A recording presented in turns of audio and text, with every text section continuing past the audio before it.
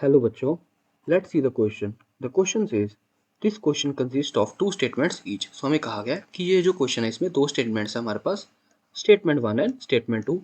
सो हमें पूछा गया कि क्या हमारी जो ये दोनों स्टेटमेंट्स है ये ट्रू है कि नहीं. अगर ये दोनों स्टेटमेंट्स ट्रू है तो क्या हमारी जो स्टेटमेंट 2 है ये इसकी स्टेटमेंट 1 की करेक्ट एक्सप्लेनेशन है या कि नहीं.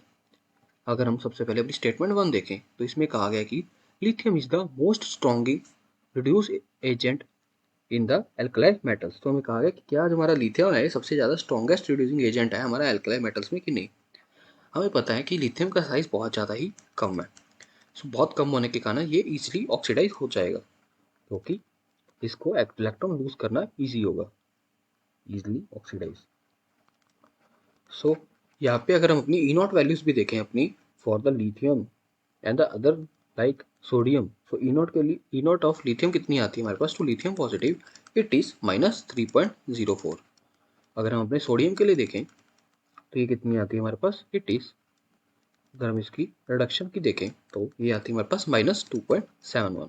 तो यहाँ पे हम देख सकते हैं कि लिथियम पॉजिटिव लिथियम में कन्वर्ट होना मुश्किल है as compare to Na positive. So यहाँ पे हम देख सकते हैं कि ये इजीली ऑक्सीडाइज हो सकता है हमारे पास. So it is an strongest reducing agent. हमारा जो स्टेटमेंट 1 होगी बिल्कुल करेक्ट होगी.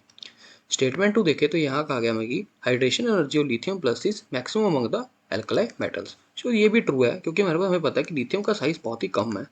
सो कम होने के कारण ये इजीली सराउंड कर सकता है वाटर मॉलिक्यूल्स को. सो इजीली सराउंड करने के कारण जो इसकी हाइड्रेशन एनर्जी होगी ये ज़्यादा होगी as compare to other alkali metals. So इसकी हमारे पास वैल्यू भी होती है हाइड्रेशन एनर्जी की, वो क्या होती है, it is 506 kilojoule mole inverse. यहाँ पे हम देखें तो हमारी जो स्टेटमेंट होगी ये बिल्कुल करेक्ट होगी. अगर हम अपनी स्टेटमेंट 1 एंड स्टेटमेंट 2 को देखें तो हमारा जो स्टेटमेंट 2 है ये प्रॉपर एक्सप्लेनेशन नहीं है हमारी स्टेटमेंट 1 की. सो हमारा जो बी ऑप्शन होगा ये बिल्कुल करेक्ट होगा. So I hope you understood it well. Best of luck.